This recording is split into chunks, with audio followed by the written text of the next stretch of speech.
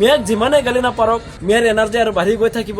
মুখ্যমন্ত্ৰী ডাঙৰীয়া ৰাতিপুৱাৰ পৰা আৰম্ভ কৰি যেনেকে মিয়া মিয়াকৈ তৎছিল আৰম্ভ কৰিছে, মোচাৰ ফালৰ পৰা তেখেতক মিয়াৰ ব্ৰেণ্ড এম্বাচাডাৰ আমি ঘোষণা কৰিলো। মুখ্যমন্ত্ৰীয়ে যাতে মিয়াৰ যিটো লেভেল অসম ৰাজ্যৰ পৰা নেশ্যনেল পৰ্যায়, নেশ্যনেলৰ পৰা ইণ্টাৰনেশ্যনেল পৰ্যায়ত লৈ যাওক, তাৰে আমি কামনা কৰিছো। যাতে গোটেই ৱৰ্ল্ডে গম পায় যে অসমত মিয়া নামৰ মানুহ আছে, উই আৰ বিং মুছলিম। গতিকে মুছলিমৰ ভিতৰতে মিয়াক বুলি যি তুচ্ছিল্য কৰা হয়, এই মানুহখিনিক গোটেই বিশ্বত চিনাকি কৰাই দিয়াৰ কাৰণে আমি মুখ্যমন্ত্ৰীক ধন্যবাদ জ্ঞাপন কৰিছো আৰু তেখেতক মিয়াৰ এম্বাচাডাৰ হিচাপে আমি মোচাই ঘোষণা কৰিছো। মিয়া হৈছে সন্মানীয় বস্তু, যাক সন্মান কৰা হয় বা ডাঙৰীয়া। আমাৰ ভাষাত মিয়া হৈছে এজন সন্মানীয় ব্যক্তি। মুখ্যমন্ত্ৰী ডাঙৰীয়া ৰাতিপুৱাৰ পৰা আৰম্ভ কৰি যেনেকে মিয়া মিয়াকৈ তৎছিল আৰম্ভ কৰিছে, গতিকে এই ক্ষেত্ৰত আমি মোচাই এটা সিদ্ধান্ত লৈছো যেন মিয়া নহলে তোৰ নচলে গোটেই সময়ত। কাৰণ ডেভেলপমেণ্টৰ কোনো কথা নাই অসমত। আমি জানো যে অসম চৰকাৰ বৰ্তমান ঋণৰ ওপৰত চলি আছে।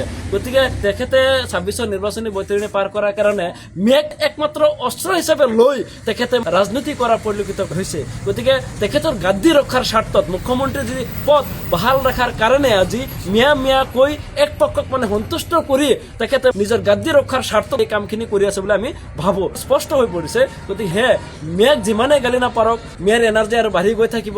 গতিকে আমি সেইকাৰণে মোচাৰ ফালৰ পৰা তেখেতক মিয়াৰ ব্ৰেণ্ড এম্বাচাডাৰ আমি ঘোষণা কৰিলো আজিৰ পৰা। মুখ্যমন্ত্ৰীয়ে যাতে মিয়াৰ যিটো লেভেল আজি অসম ৰাজ্যৰ পৰা নেশ্যনেল পৰ্যায়, নেশ্যনেলৰ পৰা ইণ্টাৰনেশ্যনেল পৰ্যায়ত লৈ যাওক, তাৰে আমি কামনা কৰিছো। যাতে গোটেই ৱৰ্ল্ডে গম পায় যে অসমত মিয়া নামৰ মানুহ আছে, যিসকল লাঞ্ছিত বঞ্চিত এটা জনগোষ্ঠী বুলি ক'লে ভুল নহ'ব। কাৰণ আমি উই আৰ বিং মুছলিম। গতিকে মুছলিমৰ ভিতৰতে মিয়াক বুলি যি তুচ্ছিল্য কৰা হয়, এই মানুহখিনিক গোটেই বিশ্বত চিনাকি কৰাই দিয়াৰ কাৰণে আমি মুখ্যমন্ত্ৰীক ধন্যবাদ জ্ঞাপন কৰিছো আৰু তেখেতক মিয়াৰ এম্বাচাডাৰ হিচাপে আমি মোচাই ঘোষণা কৰিছো।